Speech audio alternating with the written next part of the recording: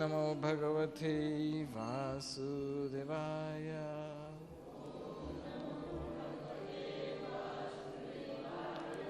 ओम नमो भगवते वासुदेवाय।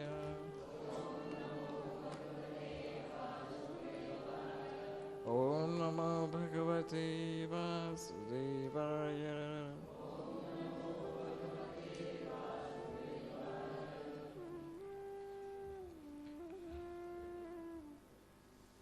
ओम अज्ञानतिमिरान्धस्य ज्ञानाञ्जनशलाकया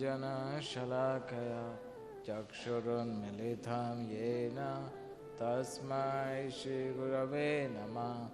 श्रीचैतन्यमनोभीष्टं स्थापितं येन भूतले स्वयं रूप कदा मह्यं ददाति स्वपदान्तिकं। वन्देऽहं श्रीगुरो श्रीयुतापदकमलं श्रीगुरून् वैष्णवांश्च श्रीरूपं सग्रजातं सहागणा रघुनाथान्वितं तं सजीवं सद्वैतं सवधूतं परिजनसहितं कृष्णचैतन्यदेवं श्रीराधाकृष्णपादान् सहागणा ललिता श्रीविशाखान्वितश्च। हे कृष्ण करुणा सिंधु दीनबंधु जगत्पते गोपेश गोपिका कांत राधा कांत नमोस्तुते। तप्त कंचन गौरांगी राधे वृंदावनेश्वरी वृषभानुसुते देवी प्रणमामि हरिप्रिये। वाञ्छाकल्पतरुभ्यश्च कृपा सिन्धुभ्य एव च पतितानां पावनेभ्यो वैष्णवेभ्यो नमो नमः। जय श्री कृष्ण चैतन्य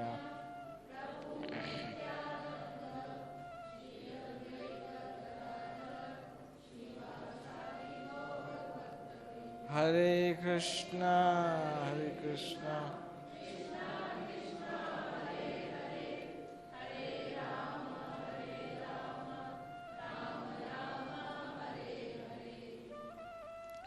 हरे कृष्णा।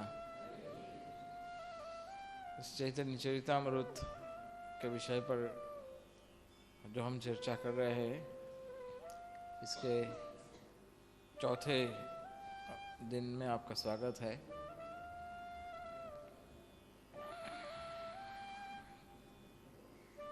चैतन्य महाप्रभु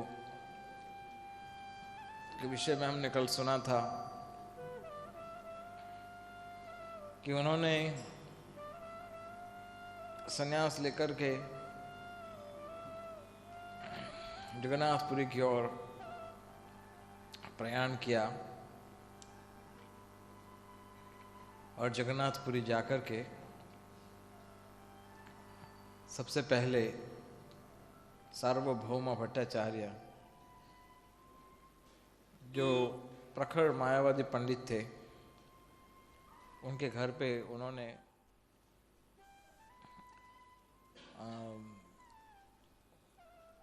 उनके साथ मिलकर, उनके साथ रहकर उन्होंने 7 दिन तक लगातार वेदों का अध्ययन किया। सार्वभौम भट्टाचार्य बृहस्पति के अवतार थे, जो कि राजा इंद्र के भी गुरु है, और उस शंकर संप्रदाय से, शंकर मत से, शंकराचार्य के मत से प्रभावित थे और मायावादी भाषण, मायावादी शिक्षा सबको प्रदान करते थे। इतने प्रखर पंडित थे कि सब लोग उनसे संस्कृत के ग्रामर और वेदांत की चर्चा करना चाहते थे, उनसे सीखना चाहते थे। सार्वभौम भट्टाचार्य और चैतन्य महाप्रभु के बीच में चर्चा होने लगी। जब चैतन्य महाप्रभु 7 दिन के बाद बोले कि ऐसे तो मैं सब समझता हूँ, शास्त्र का जो अर्थ है, वेदों का जो अर्थ है, वो तो सूर्य प्रकाश की भांति बहुत स्वच्छ है, किंतु आप जिस व्याख्या कर रहे हो, जिस चीज की व्याख्या कर रहे हो, वह बादलों की तरह वेदों के स्पष्ट अर्थ को ढक देते हैं। और इस तरह से चैतन्य महाप्रभु ने कहा कि जहाँ जहाँ पर शास्त्र में निराकार निर्विशेष का वर्णन हुआ है, निर्गुण का वर्णन हुआ है, इसका अर्थ ये नहीं कि भगवान निर्विशेष है, भगवान निराकार है या भगवान में कोई गुण नहीं है। भगवान पूर्ण रूप से विविधता से भरे पड़े हैं और भगवान का अपना स्वरूप है, अपना धाम है, और भगवान कभी भी माया से आकर्षित, माया के प्रभाव में नहीं आते। इस चर्चा के बाद चैतन्य महाप्रभु ने कहा कि इसमें आपका कोई दोष नहीं है। शंकराचार्य जो है, इन्होंने भगवान की आज्ञा पर यह मायावादी सिद्धांत का फैलावा किया। शास्त्र में यह प्रमाण प्राप्त होता है कि भगवान ने बुद्ध अवतार धारण किया था पहले, क्योंकि उस समय वेदों का उपयोग करके कई ऐसे यज्ञ होते थे जो यज्ञ में पशुओं की बलि दी जाती थी, और उस यज्ञों का उद्देश्य केवल पशु हिंसा रह गया था। तो इस तरह से निर्मम जो हत्या होती थी पशुओं की, उसको रोकने के लिए भगवान बुद्ध रूप में प्रकट हुए। स्वयं भगवान ने अवतार लेकर के वेदों का ही बहिष्कार किया। वेद को बनाने वाले तो स्वयं भगवान है। वेद में जानने के लिए जो सबसे उत्तम विषय है वो भी भगवान है, किंतु वही वेद को बनाने वाले भगवान समस्या गंभीरता को देख करके बुद्ध के रूप में प्रकट होकर वेदों का बहिष्कार किया। कहा कि वेद शास्त्र का कोई मानने की आवश्यकता नहीं है, और शून्यवाद प्रस्तावित किया। शून्यवाद का अर्थ होता है कि ये शरीर नष्ट होते ही सब कुछ मिट्टी में मिल जाता है और इसके बाद कोई दूसरा जीवन नहीं होता, यही हमारा अंतिम जीवन है, बाद में सब कुछ शून्य हो जाता है। ऐसा शून्यवाद बुद्ध ने, भगवान ने सब जगह फैलाया, और जो बेसिक मूल्य होते हैं मनुष्य के, झूठ मत बोलो, हिंसा मत करो, ये सब बुद्ध ने सबको सिखाया, अहिंसा परमो धर्म। किंतु वेद के बिना समाज का कल्याण हो ही नहीं सकता। वेद शास्त्र के बिना कोई धर्म के नियमों का पालन कैसे करेगा? इसलिए अधिक समय तक मनुष्य में वेदों का नहीं रहना ये पूरे संसार के लिए बहुत बड़ा हानिकारक, बहुत बड़ा समस्या हो सकता है। इसलिए भगवान शिव को, जो शिव जी है, उनको ये आदेश दिया कि तुम जाओ पृथ्वी पे और शंकराचार्य, आदि शंकराचार्य के रूप में प्रकट हो शिव जी को, और आदि शंकराचार्य के रूप में तुम बौद्धिज्म जो है, बौद्ध का जो वाद है, वेद नहीं मानते, उसका खंडन कर दो और वेदों को पुनः प्रस्थापित करो। किंतु वेदों का जो गुह्य अर्थ है, जो सबसे उत्तम वेदों का जो सार है, वह है तो भगवान की भक्ति, अचल भक्ति, निश्चल भक्ति। इसका प्रकाश मैं स्वयं करूंगा चैतन्य के रूप में आकर के। इसलिए तुम मायावाद का विस्तार करके मूर्ख लोगों को भ्रमित कर सकते हो। तो भगवान ने शिव जी का आदेश स्वीकार करके इस पृथ्वी पर आकर के उन्होंने यह मायावाद, निर्विशेषवाद का स्थापना किया। और बुद्ध का जो फिलॉसफी था, वेद को नहीं मानना, इसको भारत से खदेड़ दिया बाहर। इस तरह से बुद्धिज्म तो नष्ट हो गया, लेकिन शंकराचार्य का जो मत था वो सारे संसार में प्रस्थापित होने लगा। सारे भारतवर्ष में शंकराचार्य, आज भी लोग शंकराचार्य का विशेष सम्मान करते हैं, क्योंकि वो सन्यासी होते हैं और बड़े चुस्त होते हैं। किंतु शंकराचार्य ने जो मत प्रस्थापित किया, वह मत के अनुसार जीव जब मुक्त होता है तो वो भगवान के साथ एक हो जाता है। शंकराचार्य के मत के अनुसार उसको घटाकाश पटाकाश कहते हैं। जैसे घड़ा होता है, उसमें पानी भर दो, रात के समय में चंद्रमा का प्रतिबिंब उस घड़े के अंदर दिखेगा। सभी घड़ों में ये प्रतिबिंब दिखेगा, लेकिन अगर वो घड़ा तोड़ दो तो घड़े के अंदर जो चंद्र है वो ऊपर वाले चंद्र के पास जाके मिल जाएगा। ये उनकी थियरी है, जो कि यह गलत धारणा है। जीव कभी भगवान के समान बन नहीं सकता। जीव के विषय में भगवान कहते हैं, ममई वांशो जीवलोके जीवभूत सनातना।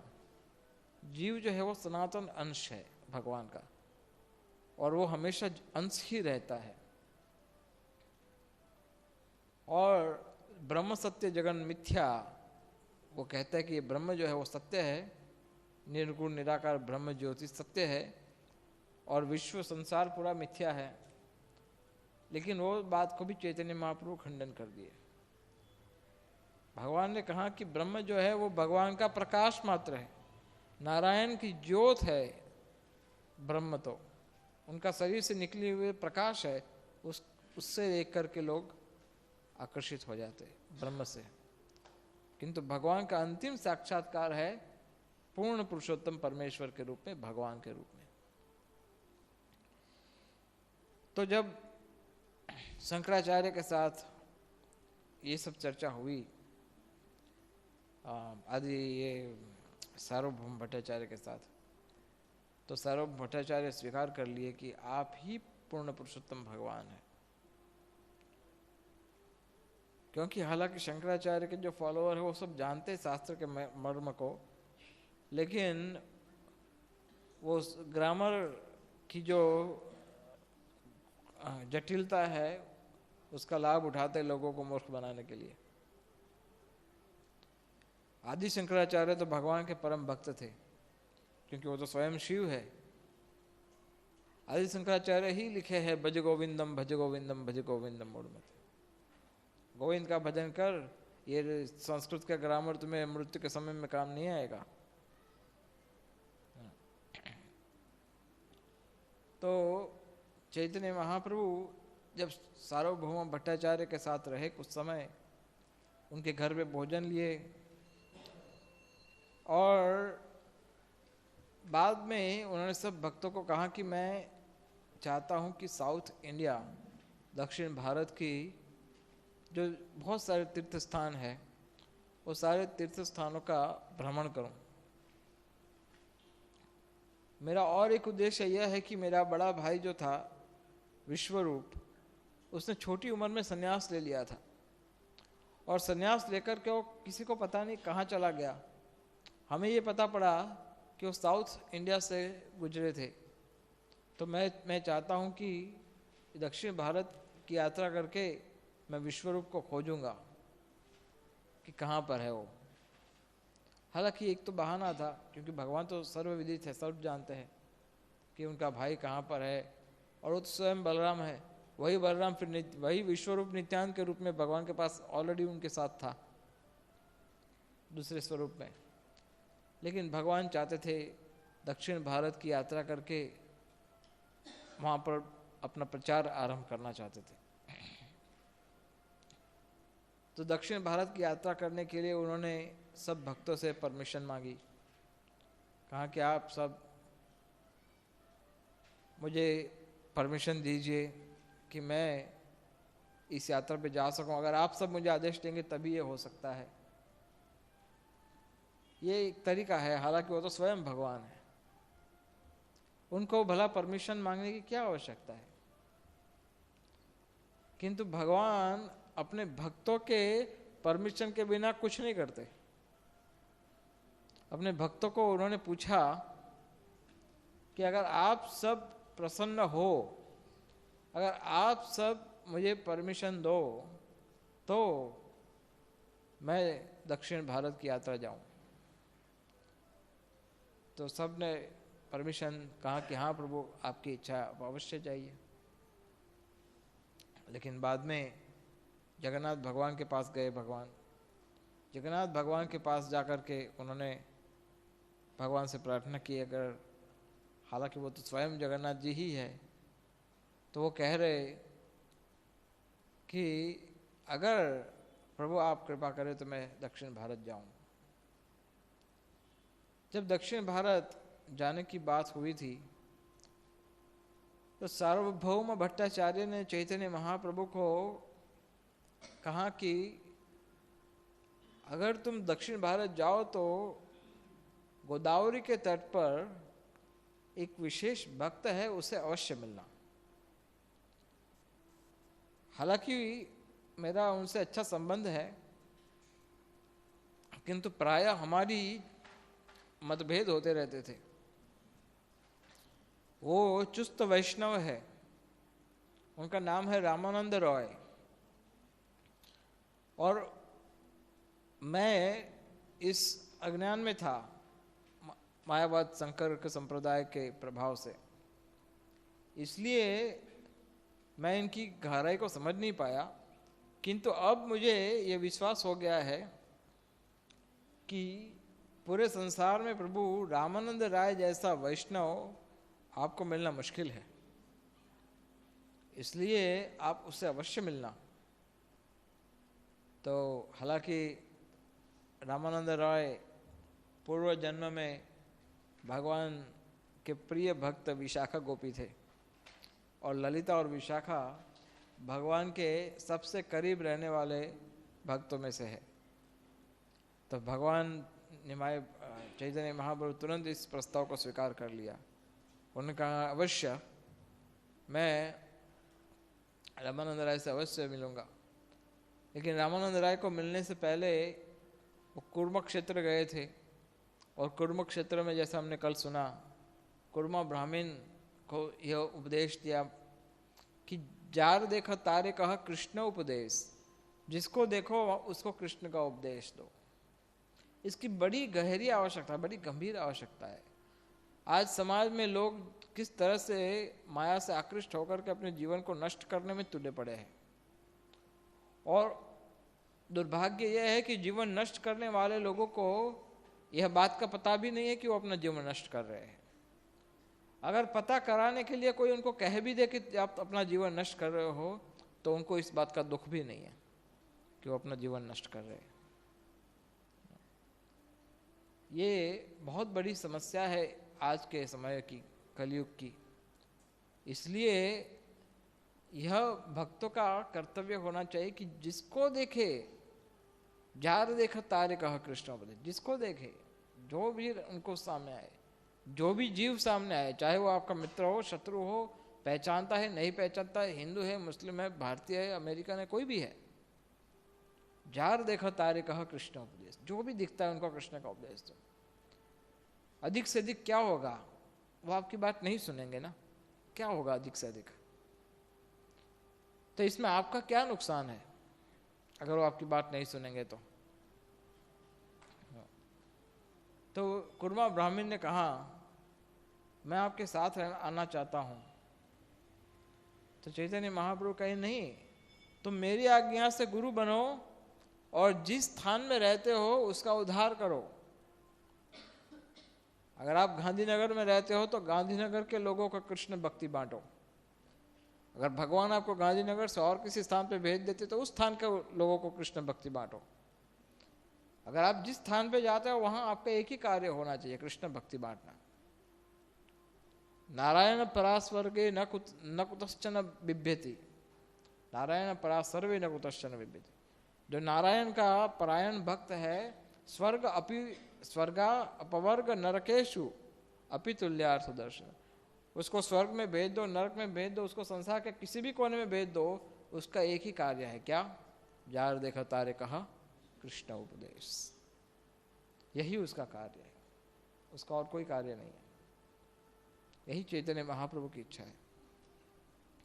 लेकिन चैतन्य महाप्रभु के दर्शन करना चाहते थे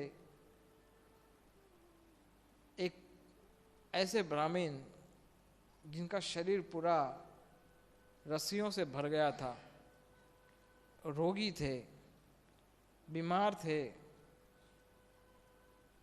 कोई उनकी ओर देखता नहीं था। जैसे हमने कल बताया, अगर उनके शरीर से अगर कोई कीड़ा भी नीचे गिर जाए तो उस कीड़े को फिर से उठा के वापस रख देते थे,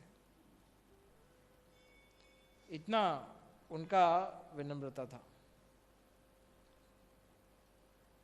और वो बड़ी इच्छा से आए महाप्रभु के पास दर्शन लेने के लिए, और जैसे पहुंचे तो उनको पता पड़ा कि महाप्रभु तो प्रस्थान कर चुके, वो तो चले गए हैं।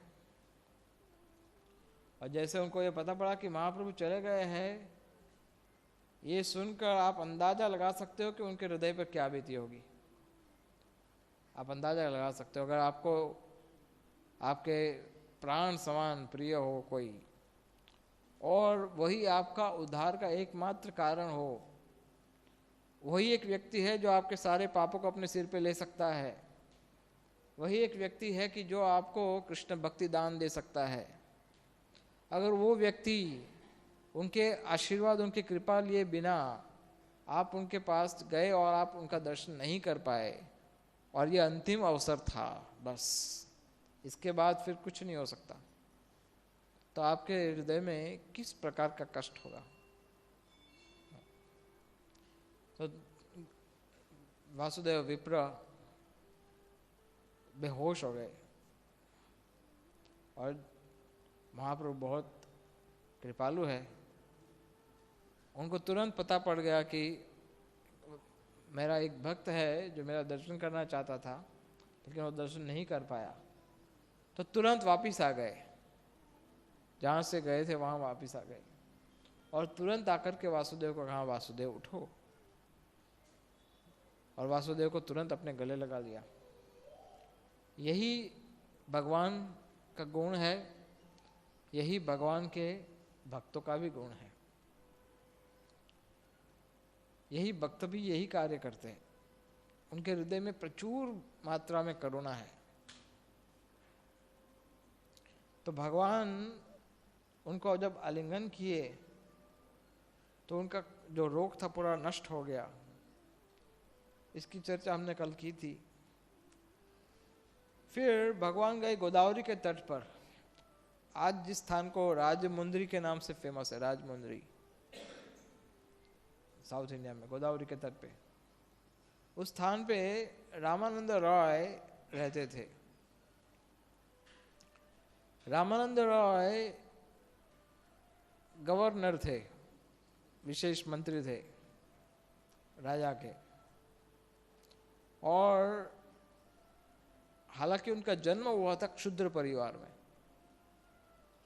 इसलिए कोई ब्राह्मण उनके पास जाते नहीं थे। उस समय ये ब्राह्मण छूताछूत का बड़ा समस्या था, कोई ब्राह्मण उनके पास नहीं जाते थे। किंतु सरकारी ऑफिसर थे, इतने उच्च अवस्था पर थे कि सब ब्राह्मणों को भी उनको प्रणाम करना पड़ता था। तो और आध्यात्मिक दृष्टि से वो सभी ब्राह्मणों के गुरु के समान थे, क्योंकि वो परम भक्त थे भगवान के। जब रामानंद रॉय गोदावरी के तट पे स्नान करने आए चैतन्य महाप्रभु ऑलरेडी वहाँ पहुँच चुके थे और चैतन्य महाप्रभु ने दूर से प्रोसेसन को आते हुए देखा कि कुछ लोग पालकी उठा करके आ रहे हैं और कई ब्राह्मण उनके आगे मंत्रोच्चार कर रहे हैं। तो उन्होंने समझ लिया कि यही रामानंद रॉय है, किंतु महाप्रभु उनके हृदय में बड़ी तीव्र इच्छा थी कि मैं रामानंद रॉय के पास जाकर उनको मिलूं, लेकिन ये उचित नहीं रहेगा। तो महाप्रभु तुरंत किसी पीछे के स्थान पर जाकर के जप करना शुरू कर दिए, यह सोच कर कि रामानंद राय स्वयं अब मेरे पास आएगा। रामानंद रॉय जैसे गोदावरी के तट पर उतरे और स्नान करके वापस आए तो उन्होंने देखा कि एक बहुत तेजस्वी शरीर से बड़ा प्रकाश आ रहा था और आज तक कभी नहीं देखा ऐसा मोहक स्वरूप, सुंदर स्वरूप किसी सन्यासी का, आज तक कभी नहीं देखा था हमने। तो रामानंद राय समझ गए ये अवश्य ही कोई विशेष व्यक्ति है। और क्योंकि वो स्वयं भगवान के पार्षद विशाखा देवी थे पूर्व लीला में, तो वो अपने प्रभु को पहचानने में भला क्यों गलती करेंगे। वो पहचान लिए अपने प्रभु को और दोनों ने एक दूसरे को आलिंगन किया। अब ब्राह्मण लोग सोचने लगे ये कैसा सन्यासी है, हम लोग तो इसके, ये तो राजा है, गवर्नर है, इसलिए हमें इन सब का स्तुति करना पड़ता है, लेकिन ये सन्यासी को इसको आलिंगन देने की क्या आवश्यकता थी। कौन है ये व्यक्ति और ये सन्यासी कौन है, कोई कुछ नहीं समझ पाया। लेकिन रामानंद रॉय के साथ चर्चा करने के बाद महाप्रभु बताया कि मुझे सार्वभौम भट्टाचार्य ने कहा है कि आपसे मिले बिना मेरे दक्षिण भारत की यात्रा सफल नहीं हो सकती। और रामानंद रॉय ने कहा कि सार्वभौम वो मेरे स्वामी के समान है, उन्होंने मुझे दास माना है, मैं उनका दास हूँ, यह मान करके उन्होंने आपके रूप में विशेष उपहार मेरे लिए भेजा है। तो रामानंद रॉय और महाप्रभु के बीच में दूसरे दिन शाम को वार्तालाप शुरू हुआ। महाप्रभु अलग अलग विषय पर रामानंद राय से चर्चा किए। रामानंद राय को पूछा, महाप्रभु सुन रहे थे। महाप्रभु कहे कि रामानंद रॉय तुम बड़े विद्वान हो, मुझे बताओ आध्यात्मिक ज्ञान के विषय में कुछ बताओ। मैं तो ठहरा मायावादी सन्यासी, मुझे तो कुछ आता भी नहीं, भक्ति क्या होता है, भगवान का क्या संबंध है, ये सब मुझे नहीं आता, मैं बिल्कुल अज्ञानी हूँ। मुझे बताओ कि किस तरह से साध्य और साधन को प्राप्त किया जा सकता है, साध्य क्या है और साधन क्या है, यह मुझे बताओ। भगवान कौन है, उनको कैसे प्राप्त किया जाता है, और विशेष करके जीवन को सफल बनाने की सबसे उत्तम विधि क्या है। अगर कोई व्यक्ति अपने जीवन को साफल्य करना चाहता है तो उसको क्या करना चाहिए, साधन क्या है, ये बताओ। साध्य क्या है, साध्य है भगवान का प्रेम, और साधन क्या है। तो ये इस चर्चा को रामानंद राय के साथ चर्चा महाप्रभु किए। तो सबसे पहले रामानंद राय कहे, वर्णाश्रम आचारवता पुरुष परपमान, सभी लोगों को वर्णाश्रम धर्म का पालन करना चाहिए। जो भी वर्ण आश्रम का सिस्टम बनाया है भगवान ने, 4 वर्ण 4 आश्रम, उसका पालन करना चाहिए। अगर वो पालन किया जा सकता है तो वो व्यक्ति सफल माना जा सकता है। महाप्रभु कहे, एहो बाह्य, ये तो बाह्य वस्तु है, आगे कहा, इसके आगे कुछ बताओ। तो रामानंद रॉय ने कहा कि इसके आगे जो भी कर्म है वो सारे कर्मों को भगवान के चरणों में अर्पण करके करने चाहिए। यत् करोषि यदश्नासि जहो से ददासि यत् तपस्वी कौन से तत्कुरुष्व मदर्पणम। तो भगवान कहे, एहो बाह्य, ये भी बाह्य है, आगे बताओ कुछ, आगे कहा। तो उन्होंने कहा कि इसके आगे है सर्वधर्मान परित्यज्य मामेकम शरणं व्रज, सब प्रकार के धर्मों को छोड़ करके मेरे शरण में आ जाओ, यही साध्य सार है। तो महाप्रभु बताए एहो बाह्य, आगे कहा यह बाह्य है, और कुछ बताओ आगे। तो महाप्रभु को रामानंद राय ने कहा कि ज्ञान प्राप्ति ये सर्वश्रेष्ठ है, क्योंकि मुक्ति जो है वो संसार का सर्वश्रेष्ठ साफल्य है। महाप्रभु बोले एहो बाह्य, आगे कहा। तो फिर उन्होंने कहा करोड़ों करोड़ों मुक्तों में से, करोड़ों करोड़ों ज्ञानियों में से एक मुक्त श्रेष्ठ है, और करोड़ों करोड़ों मुक्तों में से एक भक्त श्रेष्ठ है। वो भक्त सबसे उत्तम है। महाप्रभु बोले एहो बाह्य, आगे कहा ये बाह्य है, आगे बताओ कुछ। तो रामानंद राय कहे ज्ञान मिश्र भक्ति जो है, जो ज्ञान से अलंकृत हुई हुई भक्ति है, वह सर्वश्रेष्ठ है। महाप्रभु कहे एहो बाह्य, ये बाह्य है, आगे कहा इसके आगे कुछ बताओ रामानंद। तो उन्होंने आगे बताया कि शांत रस में किया गया जो भक्ति है, जो ज्ञान कर्म से मुक्त है, वो भक्ति सर्वश्रेष्ठ है। तो भगवान बोले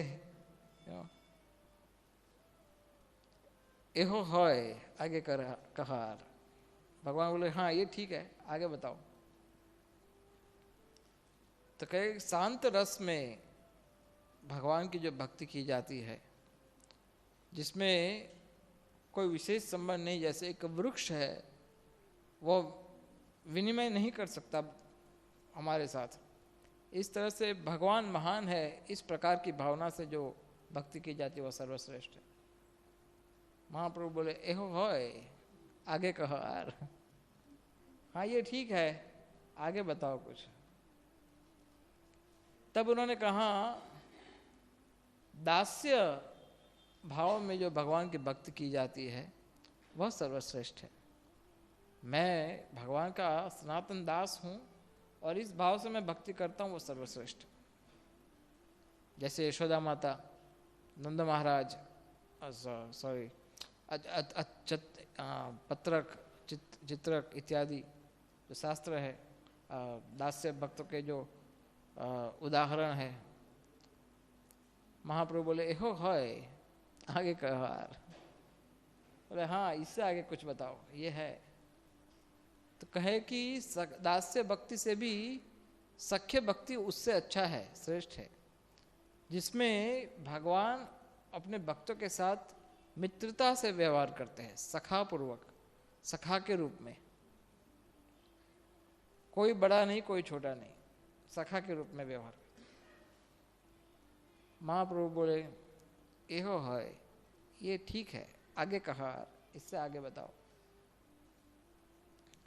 फिर कहे कि वात्सल्य भक्ति साख्य भक्ति से भी श्रेष्ठ है, जिसमें नंद महाराज और यशोदा माता के रूप में जिस तरह से भगवान का लालन पालन किया जाता है, उनको बांधा गया था यशोदा माता के द्वारा, वह भक्ति सर्वश्रेष्ठ है, वह सर्वश्रेष्ठ है। महाप्रभु कहे एहो उत्तम, ये तुमने अच्छा बताया, आगे कहा यार, इसके आगे बताओ।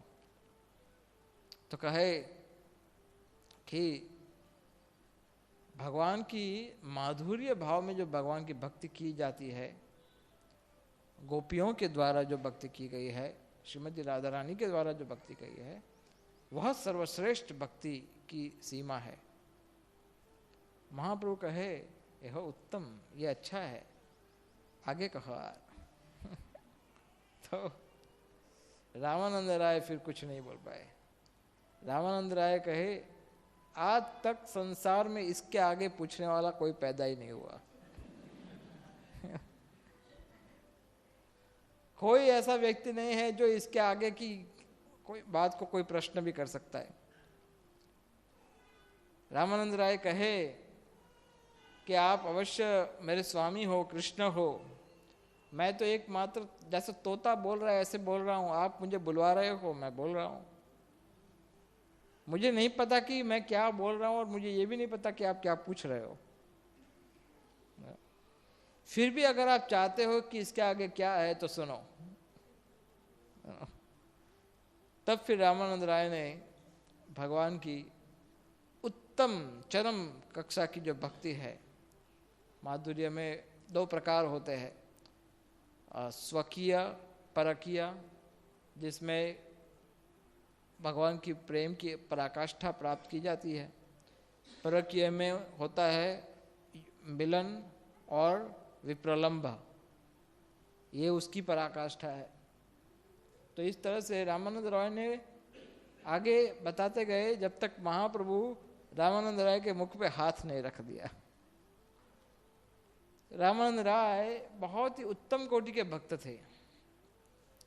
आप समझ सकते हो कि चैतन्य महाप्रभु स्वयं जिनके साथ भक्ति विषय चर्चा कर रहे हैं वो किस प्रकार के भक्त हो गए। फिर महाप्रभु पूछे कि हे रामानंद राय, मुझे ये बताओ कि विद्या, सब प्रकार की विद्याओं के बीच में सबसे उत्तम विद्या कौन सी है? तो रामानंद राय ने कहा, कृष्ण भक्ति सभी विद्याओं का राजा है, राज विद्या राजगोयम। सभी विद्याओं की सबसे उत्तम विद्या है कृष्ण भक्ति।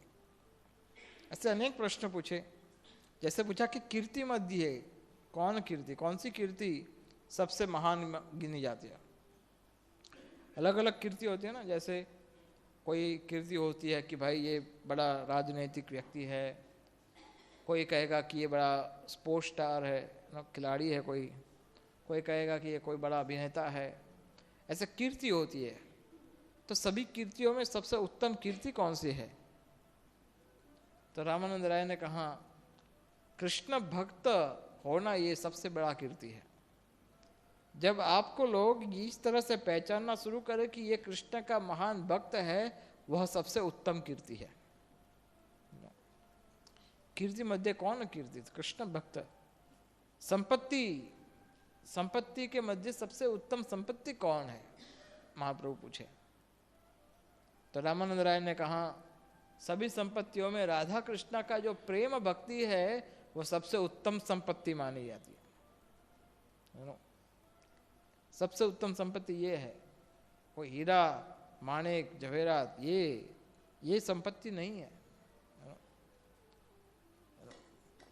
11,000 करोड़ का चूना लगाना ये संपत्ति नहीं है। ये संपत्ति नहीं है। संपत्ति किसे कहते हैं? इसको संपत्ति कहते हैं। राधा कृष्ण का प्रेम प्राप्त करना ये संपत्ति है। फिर महाप्रभु पूछे, दुख मध्य कौन दुख? सबसे बड़ा दुख कौन सा होता है? कौन सा दुख ऐसा है कि जो सभी दुखों का राजा है? कोई कहेगा कि सिर दर्द होना, हाँ, बीमार होना, बूढ़ा होना, पुत्र चला जाना, इतने सब प्रकार के भक्त दुख कोई बताएगा कि अलग अलग दुख होते हैं। लेकिन रामानंद राय ने कहा कि दुख मध्य सबसे बड़ा दुख क्या है? किसी वैष्णव का विरह होना। किसी भक्त का जो विरह होना, ये सबसे बड़ा दुख माना गया है। तो इस प्रकार अनेक अनेक प्रश्न महाप्रभु ने पूछे और लगातार 10 दिन तक उन्होंने रामानंद राय के साथ चर्चा की। और 10 दिन के बाद रामानंद राय ने कहा कि प्रभु, मैं ये समझ चुका हूं कि आप और राधा कृष्णा एक ही है। महाप्रभु श्री चैतन्य राधा कृष्ण नहीं अन्य। अगर आप प्रसन्न हो तो मुझे आपका दर्शन दीजिए। तो तुरंत भगवान ने रामानंद रॉय को दर्शन दिया, ऐसा दर्शन जो आज तक किसी को नहीं दिया था। अभी तक हमने जो सुना था श्रीवास सांगन में, उन्होंने 4 हाथ विष्णु वाला दर्शन दिया था। सार्वभौम भट्टाचार्य को दर्शन दिया था, वो भी षडभुज रूप, 4 हाथ और 2 हाथ कृष्ण के। इस तरह से अभी तक जितने दर्शन किए उसमें भगवान ने अलग अलग दर्शन दिखाए भक्तों को। अद्वैताचार्य को विराट रूप दिखाया था, अद्वैताचार्य का इच्छा था कि विराट रूप दर्शन करे तो वो विराट रूप दिखाया। मुरारी गुप्त को वराह का रूप दिखाया था। इस तरह से अलग अलग रूप दिखाए, लेकिन रामानंद राय को क्या दर्शन दिए, क्योंकि वो भगवान के बड़े निकटतम भक्त थे। उन्होंने दर्शन दिए बीच में महाप्रभु और उनके लेफ्ट एंड राइट में राधा और कृष्ण स्वयं, ऐसे दर्शन दिए रामानंद रॉय को चैतन्य महाप्रभु ने। तो रामानंद रॉय के साथ चर्चा करके रामानंद रॉय ने फिर महाप्रभु से परमिशन लेकर के जगन्नाथपुरी शिफ्ट होने के लिए आज्ञा मांगी। रामानंद रॉय रिजाइन करना चाहते थे अपनी ड्यूटी पर से, और वो महाप्रभु के साथ जुड़ना चाहते थे। ये बिल्कुल वैसे ही है कि वो सब, ये कुछ ऐसे भक्त हैं कि जो लोग बस वेट कर रहे थे कब चैतन्य महाप्रभु आए और कब हम अपने कार्य में लगे। जैसे श्रील प्रभुपाद के कई शिष्य वेट करते हैं कब श्रील प्रभुपाद आए और कब हम उनसे दीक्षा लेकर के उनका काम आगे बढ़ाए। इस तरह से रामानंद राय के साथ चर्चा करने के बाद महाप्रभु आगे दर्शन के लिए गए। अहोबिला नरसिंह गए। साउथ इंडिया में आंध्र प्रदेश में एक बहुत सुंदर मंदिर है जहाँ पर भगवान नरसिंह स्वयं प्रकट हुए थे, जो पिलर तोड़कर बाहर आए थे। अहोबिला नरसिंह दर्शन करके स्तुति किया नरसिंह देव का, और नरसिंह देव का स्तुति करके प्रभु वहाँ से गए तिरुपति। तिरुपति में उन्होंने बालाजी के दर्शन किए। फिर वहाँ से गए आगे पानाकल करके एक स्थान है जहाँ पर भगवान नरसिंहदेव का दूसरा एक मूर्ति है, जहाँ पर भगवान आज भी भक्तों के हाथ भोग स्वीकार करते हैं। आज भी अगर आप जाते हो पाना स्वामी में विजयवाड़ा के पास, और आप जूस ऑफर होता है भगवान को, और ये जूस अगर आप उनको ऑफर करते हो तो भगवान पी जाते हैं, अभी भी आज भी पी जाते हैं। मूर्ति के रूप में है ये सारा, मूर्ति आपका जो ऑफरिंग है वो पी लेते हैं, ग्रहण कर लेते हैं। पाना स्वामी के बाद फिर गए कांचीपुरम से आगे रंग क्षेत्र गए, रंगनाथ। तो रंग क्षेत्र में मीन्स जहाँ भी महाप्रभु जाते थे वहाँ एक कीर्तन करते थे हमेशा। जानते हो आप कौन सा कीर्तन करते थे? आप करना चाहते हो? कृष्णा कृष्णा कृष्णा कृष्णा कृष्णा कृष्णा कृष्णा हे,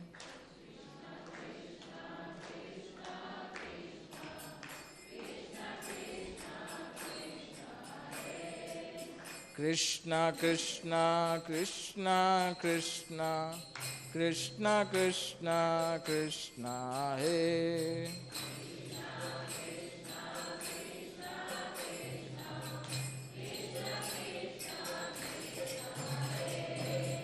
राम राघव राम राघव राम राघव रक्ष माम्।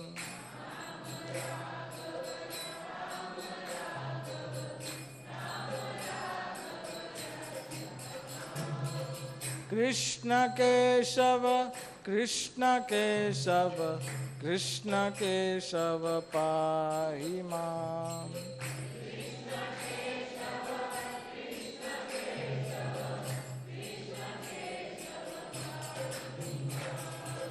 राम राघव राम राघव राम राघव रक्ष माम्।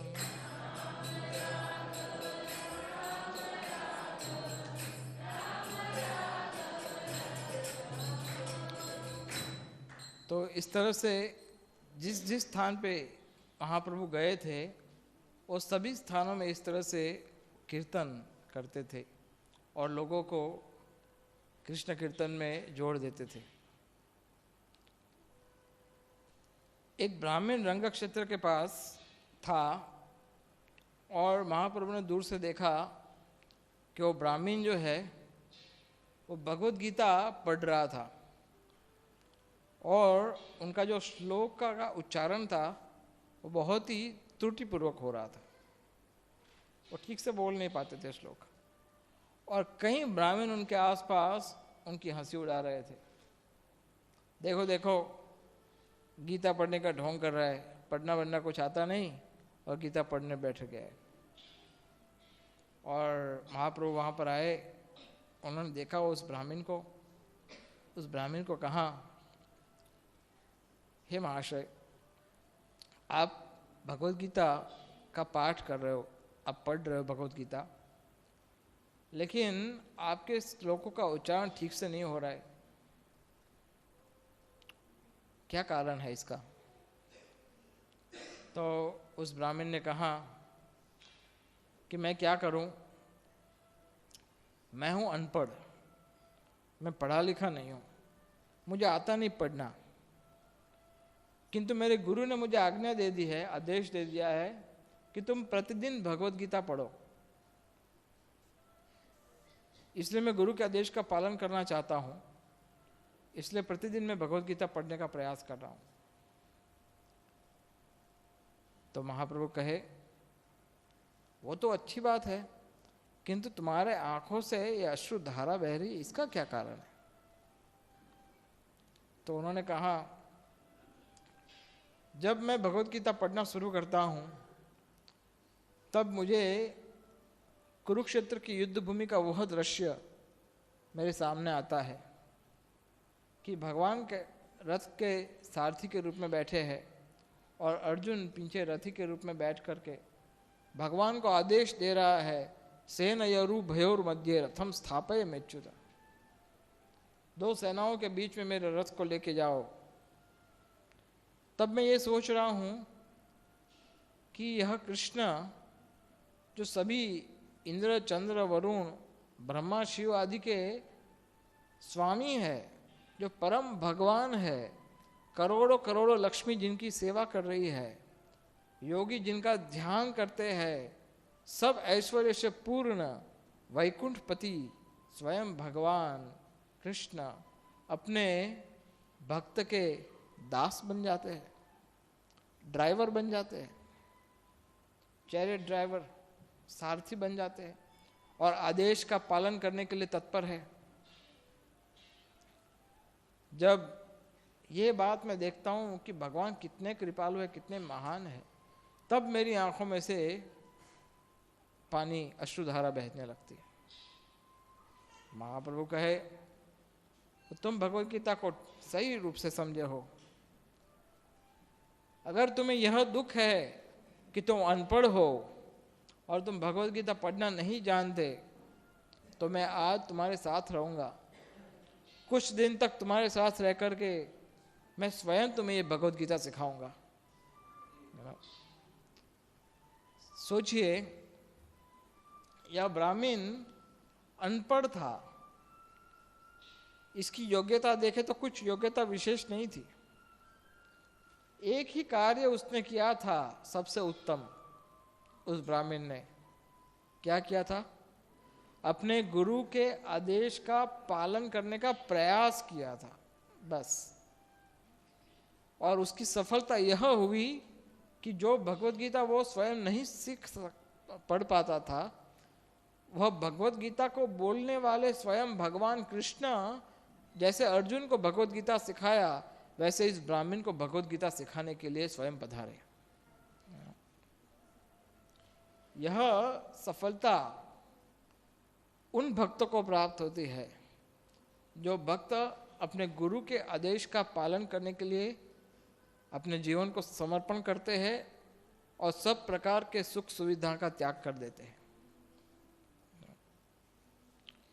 ये उन भक्तों का सफलता है।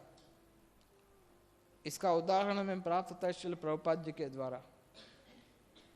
श्रील प्रभुपाद को जब भी कोई कहता था कि प्रभुपाद आपने बहुत प्रचार किया, प्रभुपाद आपने बहुत सेवा किया भगवान का, अनेक अनेक भक्त बनाए, तो हमेशा एक ही बात बताते थे। क्या कहते थे?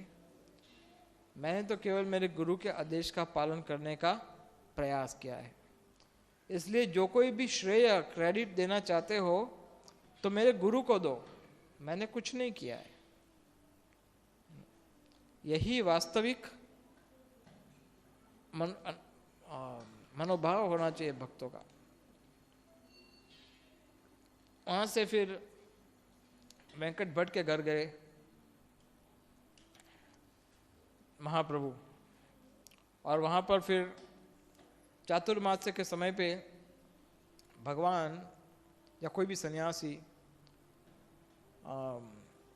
भ्रमण वगैरह नहीं करते, तो चैतन्य महाप्रभु 4 महीना उसी स्थान पर रहे, एक ही स्थान पर रहे, और वेंकट भट्ट के साथ कई बार वार्तालाप होता था। और वेंकट भट्ट के साथ यह बात हुई कि अगर भगवान, अगर लक्ष्मी नारायण में, वो लोग लक्ष्मी नारायण की पूजा करते थे, तो उनको कहा कि अगर लक्ष्मी देवी सर्वश्रेष्ठ है तो उनको रासलीला में प्रवेश क्यों नहीं दिया गया। और इस तरह से उन्होंने समझाया कि नारायण का जो स्वरूप है वह कृष्ण का एक अंश विस्तार है, और लक्ष्मी देवी जो है वो श्रीमती राधा रानी का एक अंश विस्तार है। इस तरह से उन्होंने राधा कृष्ण की भक्ति को प्रस्थापित किया। साउथ इंडिया के समय में, उस समय में चैतन्य महाप्रभु जब गए थे, दक्षिण भारत में ज़्यादातर लोग भक्त थे। आज तो अगर आप दक्षिण भारत में जाते हो तो आपको चर्च और मॉस्क, ये मस्जिद ही मिलेगा और कुछ नहीं मिलेगा, है ना।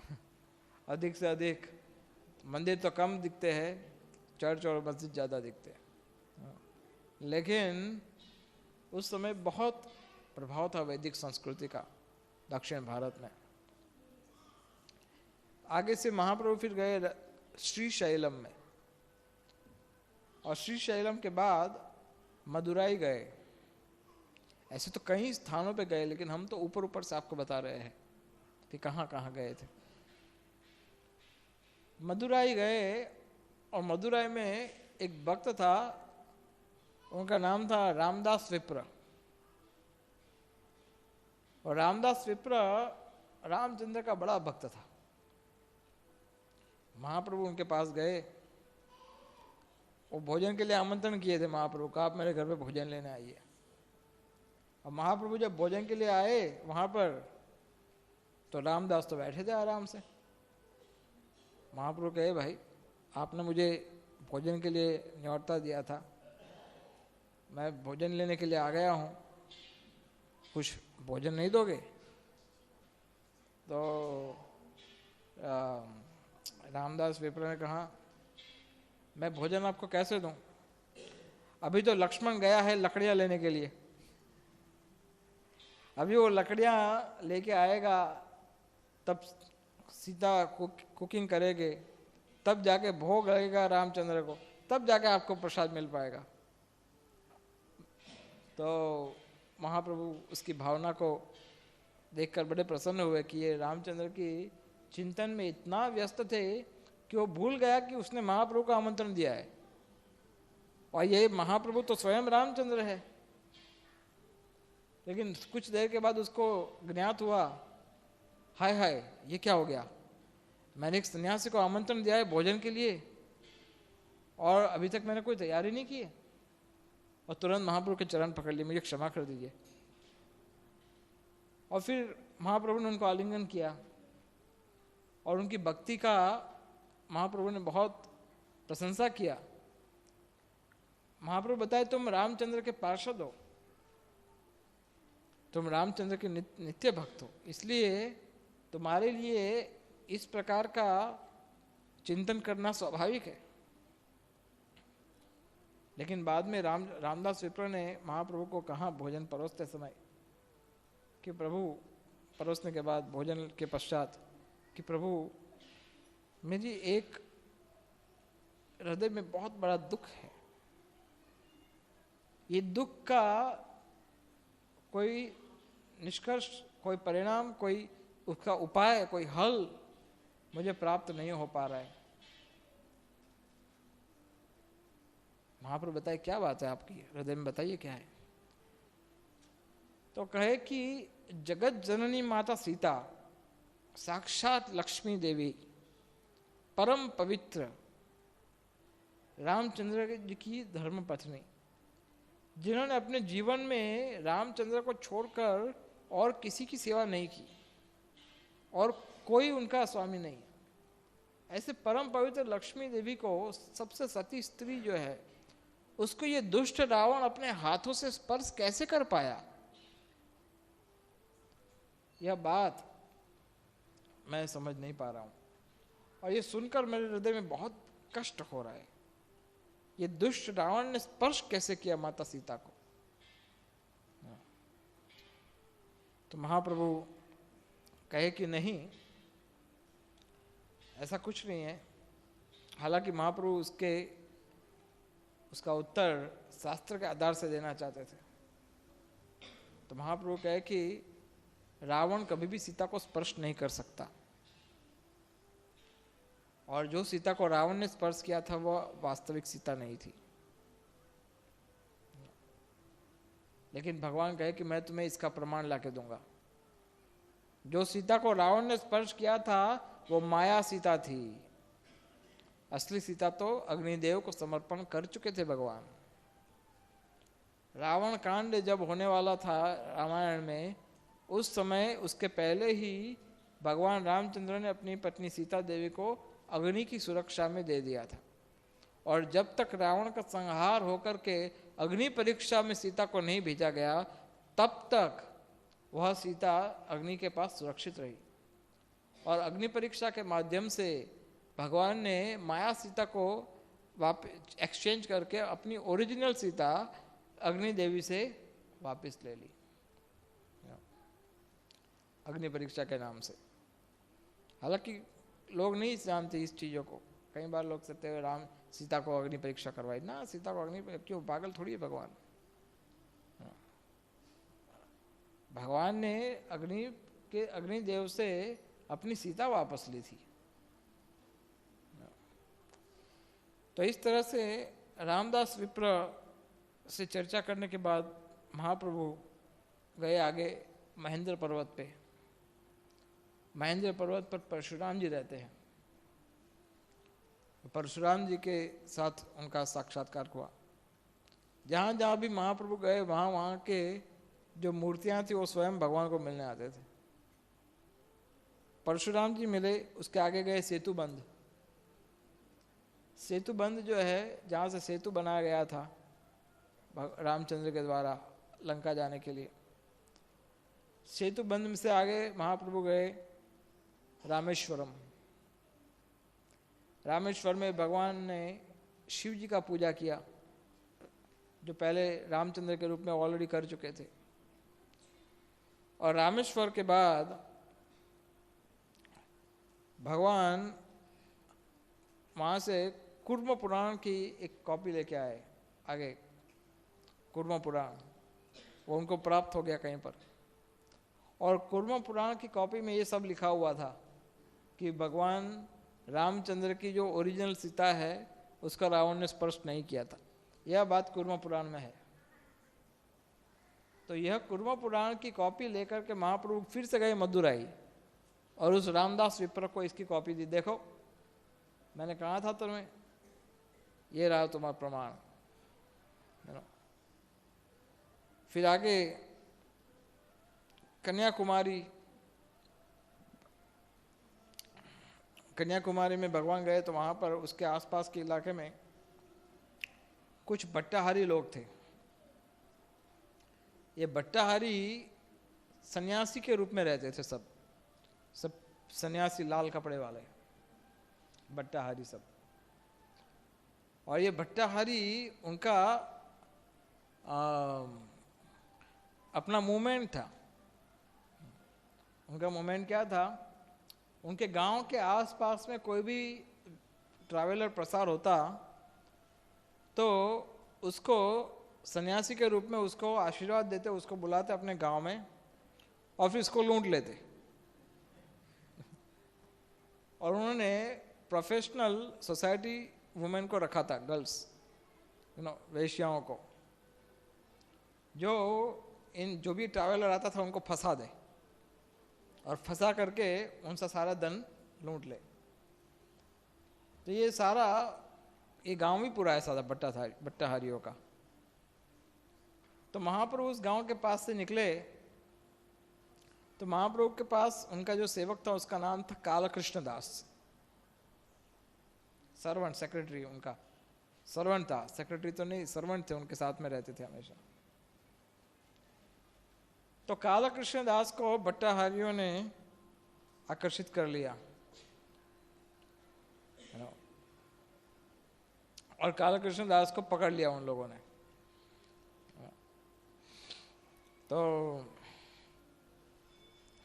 चैतन्य महाप्रभु को पता पड़ा कि उनके सर्वेंट को माया ने पकड़ लिया है। तो महाप्रभु गए बट्टाहारियों के पास और कहा कि मेरे सर्वेंट को छोड़ दो, मैं उनको ले जा रहा हूँ।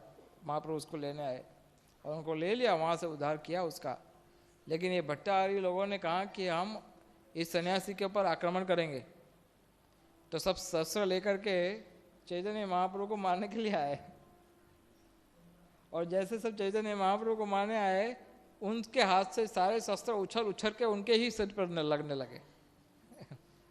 और इस तरह से सब बट्टाहारियों का विनाश होने लगा। और महाप्रभु बड़ी मुश्किल से ये काला कृष्ण को वहाँ से भगा करके ले गए। लेकिन बाद में फिर उसको पुरी तक टॉलरेट किया, पुरी ले गए उसको और पुरी में फिर उसको छोड़ दिया। क्योंकि महाप्रभु भट्टाहारियों का उद्धार करने के बाद आगे गए थे आदि केशव के मंदिर में। आदि केशव के मंदिर में उनको एक ब्रह्म संहिता की कॉपी प्राप्त हुई। उसके पास में कुछ ही दूरी पर अनंत पद्मनाभ मंदिर है। तो आदि केशव के वहां पर जब ब्रह्म संहिता उन्होंने सुना, ईश्वर परम कृष्ण सच्चिदानंद विग्रह अनादिरादि गोविंद सर्व का, तो महाप्रभु सुनने से उनको लगा कि इतना बड़ा अमृत, एक ही अध्याय था ब्रह्म संहिता का, वो उठा लिया उन्होंने। पूरी ब्रह्म संहिता तो अब नहीं, पृथ्वी पे नहीं है, एक ही अध्याय बचा था, वो उठा लिया और वो ब्रह्म संहिता की कॉपी फिर उन्होंने अपने पास रख ली, जगन्नाथपुरी में फिर अपने भक्तों को दे दी। और फिर साउथ इंडिया से आगे बढ़ते हुए फिर वो गए महाराष्ट्र की ओर। कई स्थान आए बीच में, और महाराष्ट्र में आए पंढरपुर। वहाँ पर रुक्मणी विट्ठल का, जो विट्ठल रुक्मणी का मंदिर है, वहाँ पर उन्होंने दर्शन किए और स्तुति की भगवान की। लेकिन वहाँ पर एक ब्राह्मण था, एक सन्यासी, उसने कहा कि तुम्हारे जैसा एक पवित्र सन्यासी इधर आया था पहले वो जो सन्यासी था, बोले अच्छा कौन सन्यासी था, उसका कुछ बताएंगे इतिहास?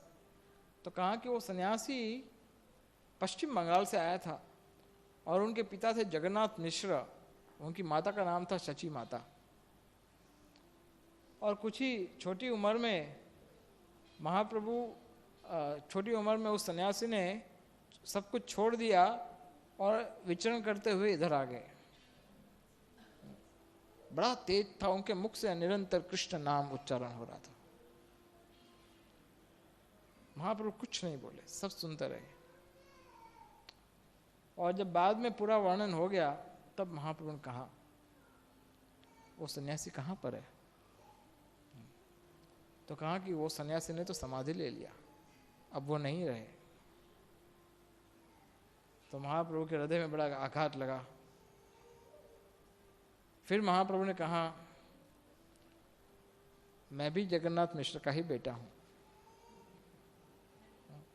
और वो सन्यासी जिसके विषय में आप बात कर रहे थे उसका नाम विश्वरूप था, और वो मेरा बड़ा भाई था। और वो ब्राह्मण जब उस सन्यासी से सुना कि महाप्रभु उसके भाई है तो तुरंत उनको प्रणाम किए, क्योंकि वो जानते थे कि विश्वरूप कौन थे, वो जानते थे। और फिर हालांकि महाप्रभु ने पंढरपुर में उनका जो एक उद्देश्य था कि उनके भाई का खोज करना, वो भी हो गया। उनके भाई अब नहीं रहे ये उनको पता पड़ गया। तो वहाँ से इस तरह से दक्षिण भारत के अनेक अनेक स्थानों में महाप्रभु आगे घूमते गए, लेकिन फिर घूम करके वो वापस आ जाते थे जगन्नाथपुरी। जगन्नाथपुरी उनका निवास स्थान था, वो हमेशा उधर ही रहते थे जगन्नाथपुरी में। तो जगन्नाथपुरी में एक समय रथ यात्रा का समय आ गया था और रथ यात्रा होने वाला था, लेकिन वहाँ पर उसके एक महीने पहले, कुछ समय पहले, वहाँ के जो राजा थे महाराज प्रतापरुद्र, उस राजा ने सार्वभौम भट्टाचार्य को पूछा कि पंडित जी आपका तो परिवर्तन हो गया, लेकिन मैंने सब सुना भक्तों से भी कि चैतन्य महाप्रभु कौन है, और मुझे ये ज्ञात हुआ कि वो साक्षात नारायण है, वो स्वयं भगवान है, और मुझे बड़ी तीव्र उत्कंठा है उनसे मिलने की। क्या आप मेरा मीटिंग उनसे करवा सकते हो?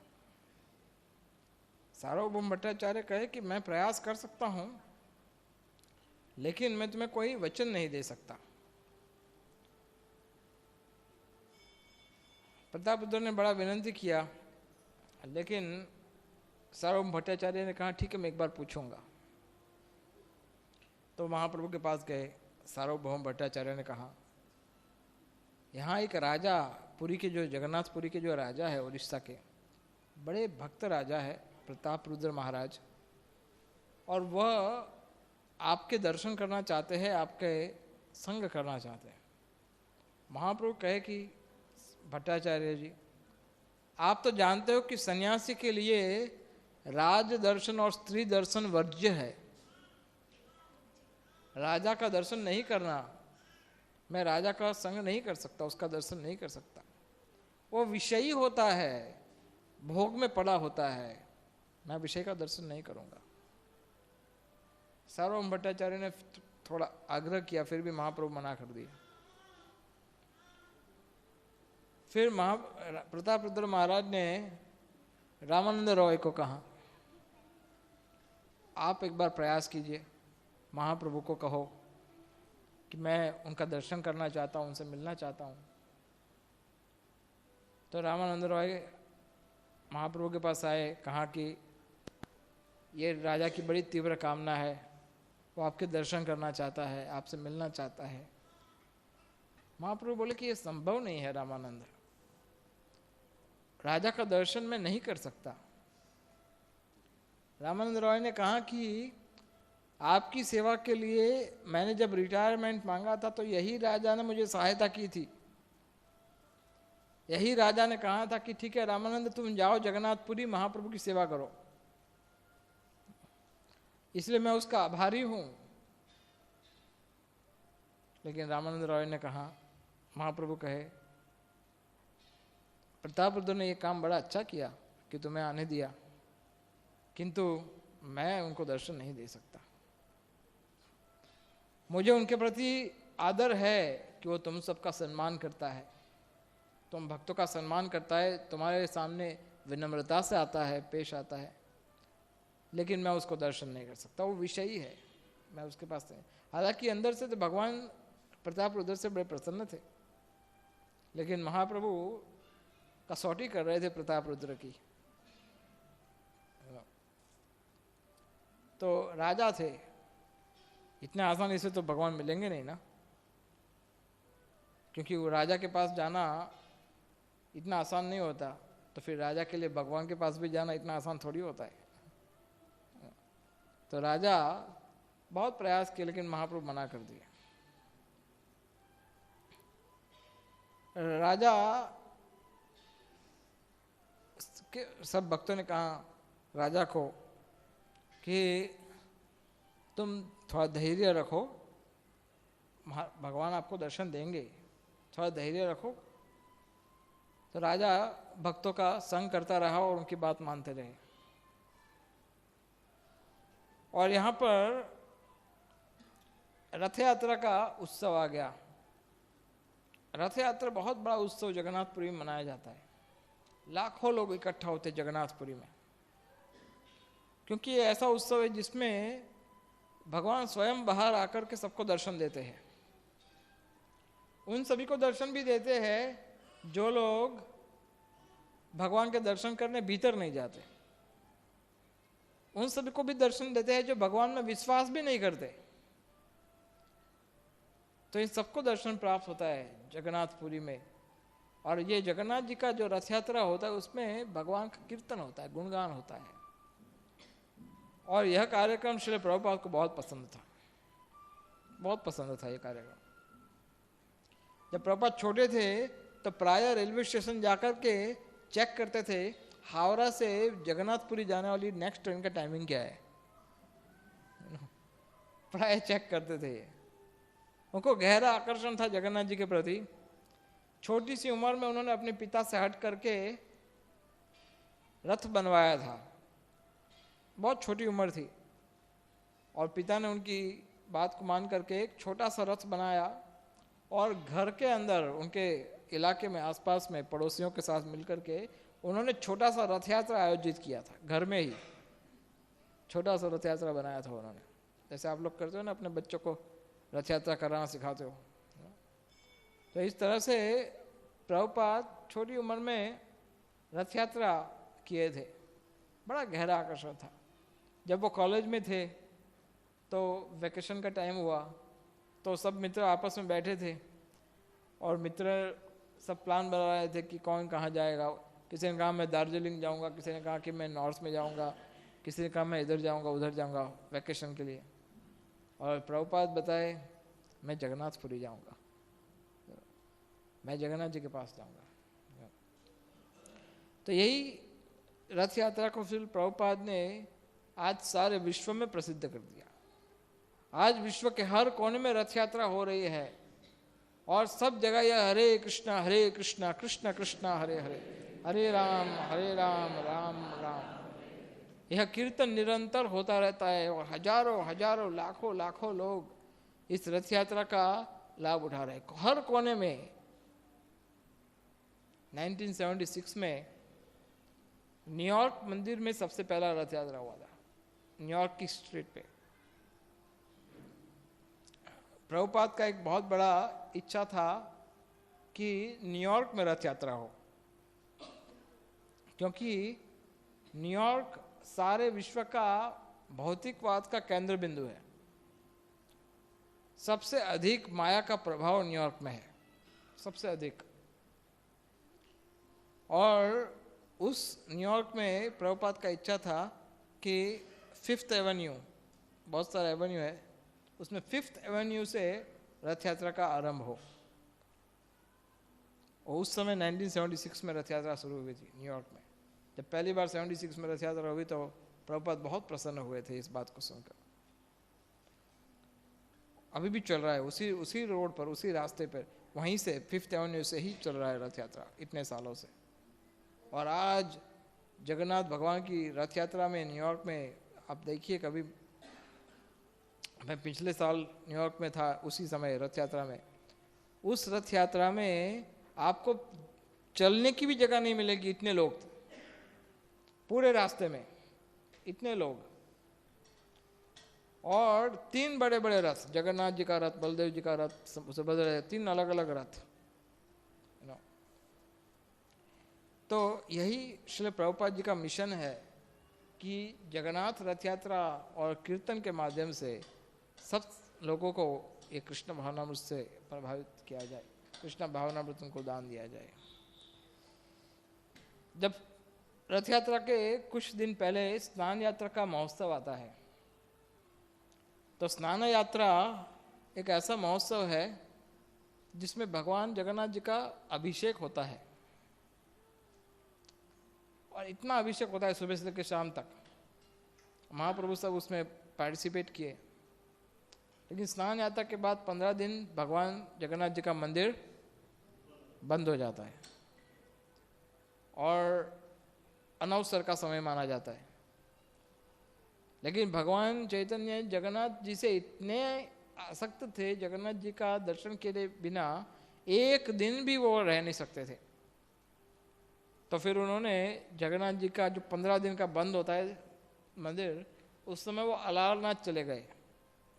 जगन्नाथपुरी के पास में नारायण का एक मूर्ति है, प्राचीन मूर्ति अलारनाथ की, और माना जाता है कि जगन्नाथ जी और अलारनाथ में कोई अंतर नहीं है। तो अलारनाथ जी का दर्शन करके महाप्रभु संतुष्ट होते रहे। और फिर इस दौरान प्रतापरुद्र महाराज ने एक पत्र भेजा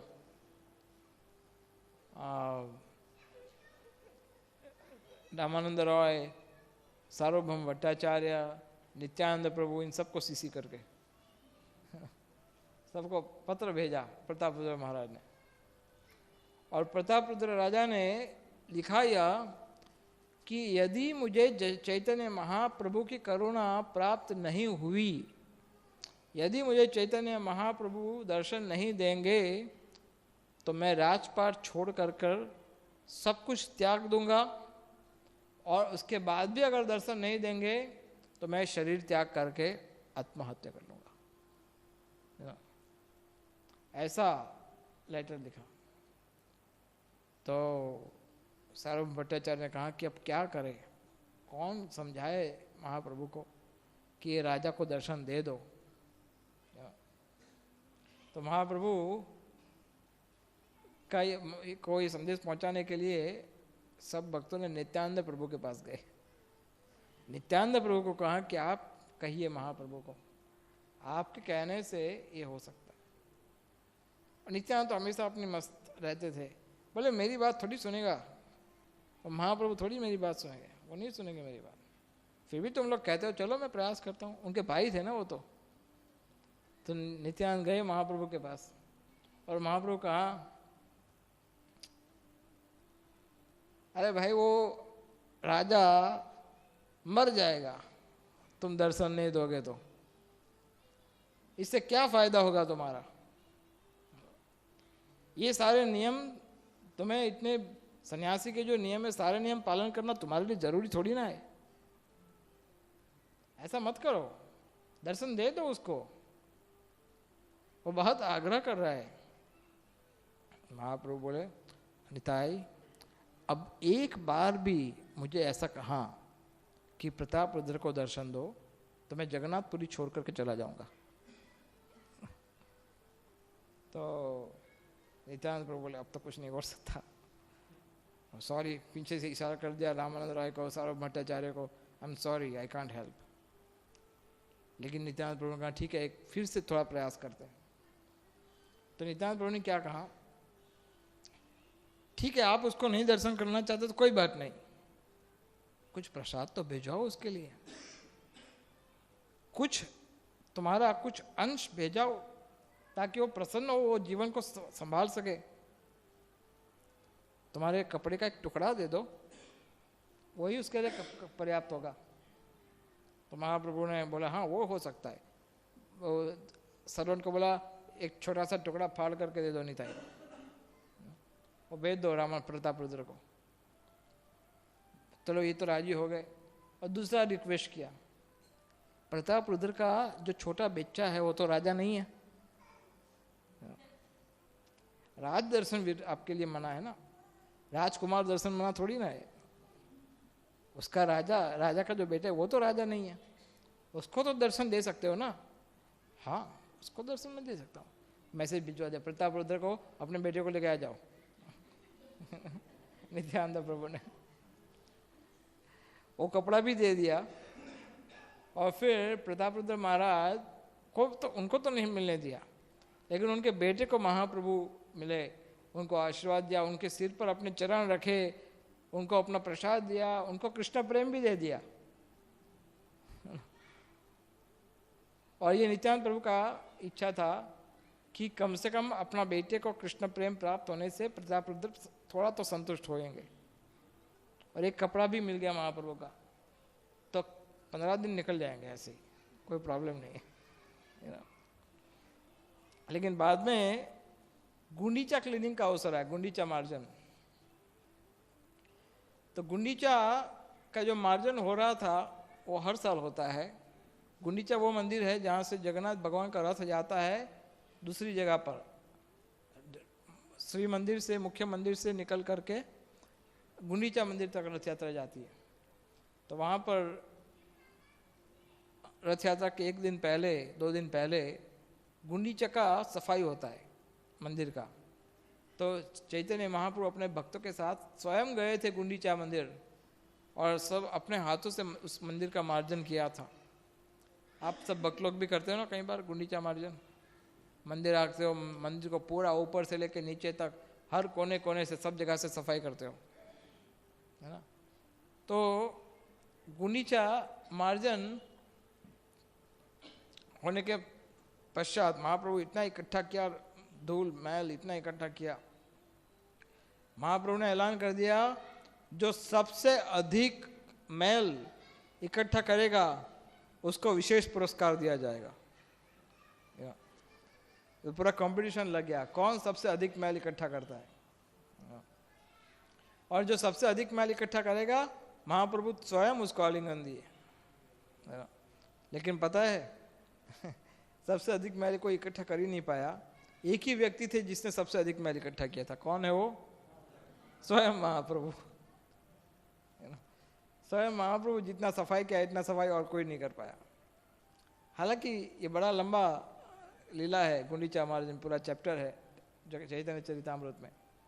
लेकिन संक्षिप्त में महाप्रभु ने गुंडीचा की सफाई की और फिर दूसरे दिन, 2 दिन के बाद रथ यात्रा का आरंभ होने लगा। पांडु विजय का एक विधि होता है, भांडी महोत्सव। तो पांडु विजय विधि में जगन्नाथ जी को मंदिर में से उठा करके रथ तक लेके आया जाता है और पूरे मार्ग में गद्दे वगैरह रखे जाते थे। महाप्रभु के समय पे गद्दे रखे जाते थे पूरे मार्ग में। और जगन्नाथ जी को एक गद्दे के ऊपर से दूसरे गद्दे के ऊपर, दूसरे गद्दे के ऊपर से तीसरे गद्दे के ऊपर, तो ऐसे ऐसे जगन्नाथ जी ऐसे ऐसे करके आते हैं। आपने कभी देखा होगा, देखा है ना, ऐसे ऐसे उनको लेके आते हैं जगन्नाथ जी को। और जिस गद्दे के ऊपर जगन्नाथ जी की मूर्ति को रखा जाए वो गद्दा फट जाता तुरंत। फिर दूसरे गद्दे के ऊपर, फिर तीसरे गद्दे के ऊपर, इस तरह से रथ तक लेके आए और रथ में उनको विराजमान किया। रथ में विराजमान करने के पश्चात महाप्रभु देखा रथ यात्रा की आरंभ होने से पहले वो दूर से महाप्रभु देखे राजा आ रहा है, प्रताप रुद्र महाराज। और प्रताप रुद्र का अधिकतर ध्यान था महाप्रभु को ढूंढने में महाप्रभु कहाँ पर है। लेकिन जब वो जगन्नाथ जी के पास आए तो उनका मुख्य सेवा क्या था? जगन्नाथ जी के रथ पर झाड़ू मारना, जगन्नाथ जी के रथ के आगे झाड़ू मारना। तो महाप्रभु दूर से देखा कि ये राजा जगन्नाथ जी के रथ के आगे एक क्षुद्र की भांति झाड़ू लगा रहा है। तो इसकी ये विनम्रता को देख करके महाप्रभु बहुत प्रसन्न हुए, लेकिन कुछ बोले नहीं। हालांकि उसको कृपा ऑलरेडी मिल चुकी थी प्रताप रुद्र को, लेकिन समय बीच में नड़ रहा था। महाप्रभु उससे बहुत प्रसन्न हुए, लेकिन किसी को कुछ कहा नहीं। महाप्रभु कीर्तन शुरू किया और कीर्तन में 7 पार्टीज बनाई। 4 पार्टी रथ के आगे, 2 पार्टी लेफ्ट एंड राइट में और 1 पार्टी रथ के पीछे। हर एक पार्टी में 2-2 मृदंग और 5-5 करताल वाले। इस तरह से कौन पार्टी में क्या कीर्तन होगा, कौन गाएगा, कौन नर्तन करेगा, सब निर्णय कर दिया। और 7 पार्टी में महाप्रभु कभी इस पार्टी में जाते, कभी उस पार्टी में जाते, कीर्तन पार्टी में। और इस तरह से महाप्रभु कीर्तन कर रहे थे। और एक समय ऐसा आया कि 7 पार्टी में एक साथ भगवान प्रकट हुए, 7 अलग अलग स्वरूप लेकर के, निमाई पंडित चैतन्य महाप्रभु। और यह दर्शन किसी को नहीं हुआ, सबको लगा कि महाप्रभु हमारे पार्टी में है। लेकिन कुछ कुछ भक्तों को महाप्रभु ने यह दर्शन दिया। और आपको आश्चर्य नहीं होगा, यह दर्शन महाराज प्रतापरुद्र को भी प्राप्त हुए। और महाराज प्रतापरुद्र वो चौंक गए देख कर के 7 पार्टी में एक साथ नाच रहे। हालांकि किसी को नहीं हो रहा था ये दर्शन, लेकिन भगवान ने प्रतापरुद्र पर ऑलरेडी कृपा कर दी थी। तो 7 पार्टी में जो दर्शन हो रहे थे महाराज का, प्रतापरुद्र महाराज जो है उन्होंने दर्शन प्राप्त किया। और कब इतना प्रचंड नृत्य करते जैसे पूरा ब्रह्मांड हिल रहा हो। कहा जाता है कि जब भगवान हाथ उठाते आकाश की ओर तो सारे ऊर्ध्व लोग पवित्र हो जाते। भगवान शुद्ध भक्त अगर कीर्तन करता है, अगर हाथ उठाता है तो सारे ऊर्ध्व लोग पवित्र हो जाते हैं। और नीचे की ओर जब वो दृष्टिपात करता है तो अधोलोक सारे पवित्र हो जाते हैं। सब हजारों लाखों जितने भी लोग सब पवित्र हो जाते हैं। महाप्रभु के कीर्तन से ऐसा प्रतीत हो रहा जैसे अश्रुओं से फुहारा निकल रहा हो, सब भीग गए आसपास के लोग। कभी उनके मुंह से जो फेंट निकलता था वो इतना प्रचुर मात्रा में होता था कि जैसे कोई फुवारा घूम रहा हो। और ऐसे दिव्य लक्षण उनके हृदय से, उनके लीला में प्रकट किए, उन्हें कीर्तन में प्रकट किए कि कोई साधारण व्यक्ति तो देख ही नहीं सकता था, समझ ही नहीं सकता था क्या है। कभी रथ रुक जाता, जगन्नाथ जानबूझकर भगवान कीर्तन करते करते पीछे चले जाते रथ के पीछे। तो जगन्नाथ जी चैतन्य महाप्रभु को नहीं देख करके आगे बढ़ना बंद कर दिए, रथ आगे नहीं बढ़ेगा। सब घोड़े को बुलाए, हाथियों को बुलाए, लेकिन ऐसे रथ आगे नहीं बढ़ेगा। लेकिन बाद में महाप्रभु ने अपना सिर जगन्नाथ जी के रथ को लगाया और तुरंत रथ आगे दौड़ने लगा। तो जगन्नाथ भगवान की रथ यात्रा में ये जब लीला नर्तन कीर्तन हो रहा था तो वहाँ से श्रीवास ठाकुर भी आए थे वेस्ट बंगाल से, मायापुर से। और वेस्ट बंगाल से आकर वो भी इस भगवान का कीर्तन लीला को दर्शन कर रहे थे। और वो इतने मग्न थे, वो 4 महीने के लिए रथ यात्रा के लिए ही आते थे श्रीवास ठाकुर, इसलिए सब उनको नहीं पहचानते थे। सब जो महाप्रभु के भक्त लोग थे वही उनको जानते थे, पूरे जगन्नाथपुरी के सब लोग उनको नहीं पहचानते थे श्रीवास ठाकुर को। लेकिन बस श्रीवास ठाकुर दर्शन प्राप्त कर रहा था और भीड़ थी उनके पीछे। और महाप्रभु, ये महाराज प्रतापरुद्र का एक सेक्रेटरी था जिसका नाम था हरिचंदन।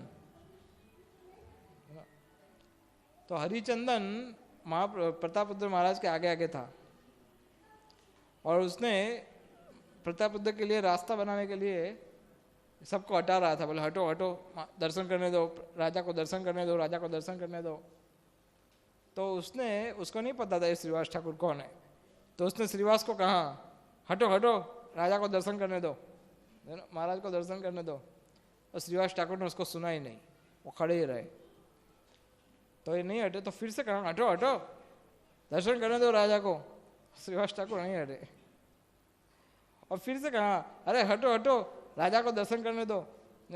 और श्रीवास ठाकुर मुड़कर देखा उसकी ओर, एक जोर से झपट दे दिया और हरिचंदन को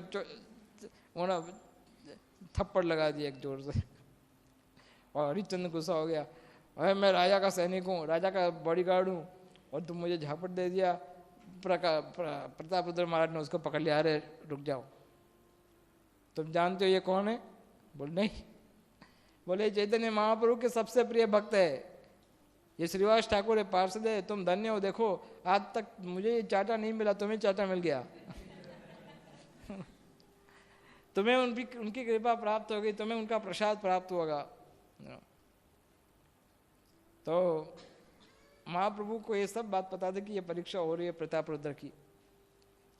लेकिन जब ये नर्तन करने के बाद महाप्रभु बहुत थक गए, तो थकने के बाद वो जगन्नाथपुरी के मंदिर के बाजू में बगीची है, वृंदावन बगीचे, जगन्नाथ बगीचे गार्डन है। तो वहाँ पर महाप्रभु विश्राम करने लगे, बहुत थके थे। तो वही समय था, सार्वभौम भट्टाचार्य को भेजा गया, जाओ सारा वस्त्र, राजा का वस्त्र त्याग कर दो।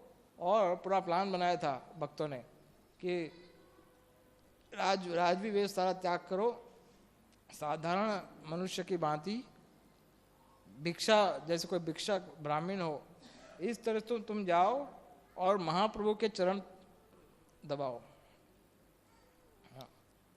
और ध्यान रहे, श्रीमद् भागवत में जो गोपी गीत बताया गया है, उस गोपी गीत का पाठ करना। तो राजा भगवान के चरण दबाने लगे और भगवान आंखें बंद करके वे विश्राम कर रहे थे। भगवान ने देखा कि कोई उनकी सेवा कर रहा है, उनका चरण दबा रहा है। और बाद में सुनने में आया, जयति ते दिकम जन्मना व्रज, गोपी गीत सुनने में आया। जैसे ही जयति ते दिकम सुनने लगे, महाप्रभु का मन प्रफुल्लित होने लगा। और जब ये श्लोक आया, 8वां या 9वां श्लोक, तव कथामृतम तप्त जीवनम कविभिरीडितम कल्मषापहम श्रवण मंगलम श्रीमदाततम भुवि गृणन्ति ये भूरिदा जना। जैसे इस श्लोक का उच्चारण हुआ, तुरंत महाप्रभु भूरिदा भूरिदा भूरिदा करके उठ गए। आगे बोलो, तुम रुक क्यों गए, बोलो आगे, भूरिदा जना। इस श्लोक का अर्थ ऐसा होता है कि तव कथामृतम तप्त जीवनम, इस संसार के जो तप्त जीव है, इस संसार के जो लोग 3 प्रकार के कष्टों से पीड़ित है, जिनका हृदय प्रति क्षण भौतिक विषयों से जल रहा है, जो लोग का उद्धार का कोई और मार्ग नहीं है, उनके लिए तव कथामृतम, आपकी कथा जो है वो अमृत देने वाली है, मरे हुए लोगों को जिंदा करने वाली है आपकी दिव्य कथा है। तव कथामृतम तप्त जीवनम कवि भीरितम कल्मषाप, हम सारे कल्मश को नष्ट करने वाली है। श्रवण मंगलम, ये श्रवण करना अपने आप में बहुत बड़ा मंगलकारी कार्य है। मीन्स ये जो कार्य है, भगवान की कथा को लोगों तक पहुंचाने का जो कार्य है, ये कार्य करने वाला जो व्यक्ति है उसको भूरिदा जना कहा गया है। भूरिदा जना अर्थात जो सबसे उदार व्यक्ति है, जो भगवान की तव कथामृतम, हे प्रभु आपकी जो कथाएं हैं वो औरों को बांट रहा है। जैसे ही भगवान महाप्रभु ने जैसे ये सुन लिया भूरिदा जना, तुरंत महाप्रभु का हृदय अत्यंत विह्वल होकर के आनंद से झूमने लगा। क्योंकि भूरिदा वो व्यक्ति है जो अपने सारे कष्टों को सहन करके भी भगवान की जो कथा है, भागवत की कथा है, कृष्ण कथा है, भगवान की जो कथा है, ये कथा औरों को पहुंचाते हैं। यह कार्य करने वाला बहुत महान व्यक्ति होता है, ये बड़ा विशेष व्यक्ति है ये भूरिदा जना। तो महाप्रभु उसको तुरंत आलिंगन कर दिया और आलिंगन करके महाप्रभु कहे कि तुम कौन हो, कौन हो, तुमने मेरा हृदय इतना प्रसन्न किया है। तो कहा कि मैं तो आपका दास हूं, शुद्र हूं, मुझ में कोई गुण नहीं है, मैं इतना अभागा हूं कि आज तक मुझे आपके दर्शन भी नहीं प्राप्त हुए थे।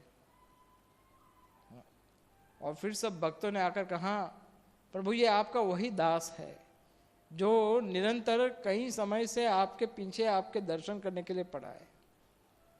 और वो चाहता है कि आपके दर्शन के बिना, अगर आपका दर्शन नहीं मिलेगा तो वो शरीर त्याग करके चला जाएगा।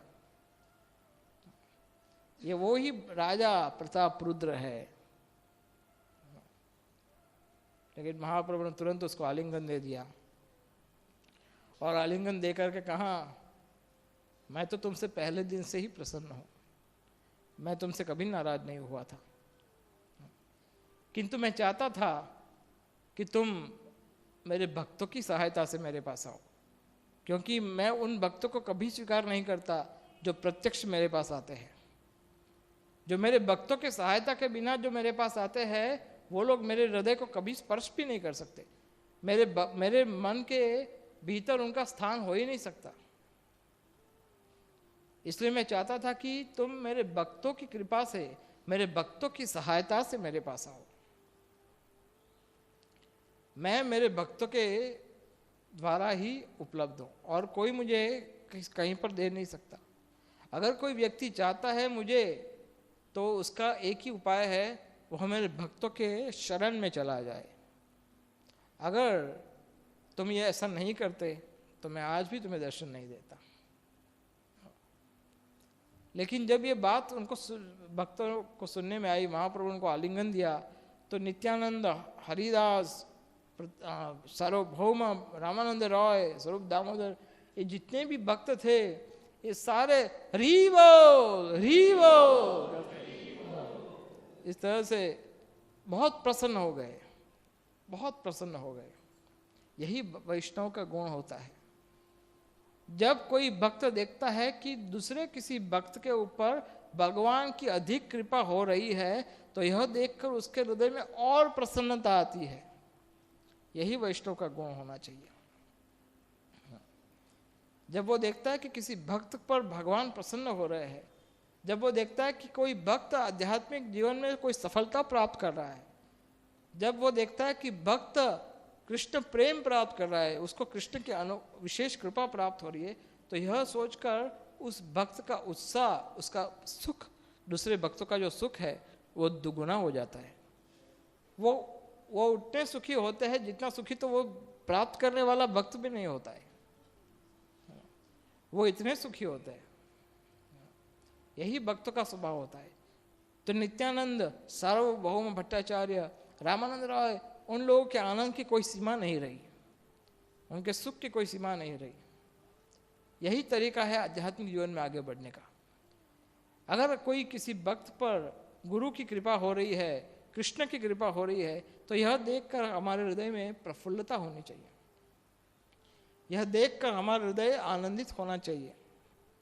अगर इस घटना को देखकर आपका हृदय आनंदित होता है, तो समझना कि आप कृष्ण की कृपा प्राप्त करने के लिए क्वालिफाई हो रहे हो। आप भगवान की कृपा प्राप्त करने के लिए अपने आप को तैयार कर रहे हो, तभी भगवान की कृपा प्राप्त हो सकती है।